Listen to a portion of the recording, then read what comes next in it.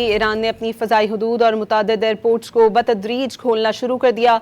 मशरिकी फ़ज़ाई हदूद जुज़वी तौर पर खोल दी गई है, जहाँ से परवाज़ें बहाल हो गई हैं।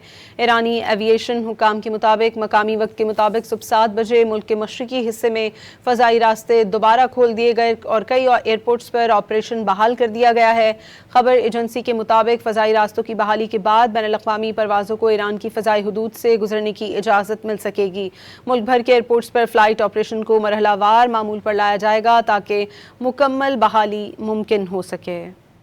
ईरान ने अपनी फ़ज़ाई हदूद और मुतअद्दिद एयरपोर्ट्स को बतदरीज खोलना शुरू कर दिया है। मशरिकी फ़ज़ाई हदूद जुज़वी तौर पर खोल दी गई है, जहाँ से परवाज़ें बहाल हो गई हैं। फ़ज़ाई रास्ते बहाल होने से बैनुल-अक़वामी परवाज़ें ईरान से गुजर सकेंगी। मुल्क भर के एयरपोर्ट्स पर फ़्लाइट ऑपरेशन को भी बतदरीज बहाल किया जाएगा। मकामी वक्त के मुताबिक आज सुबह 7 बजे एयरपोर्ट्स खोल दिए गए हैं। ईरान ने मशरिकी फ़ज़ाई हदूद जुज़वी तौर पर खोल दी हैं, जिसके बाद परवाज़ें बहाल होना शुरू हो गई हैं।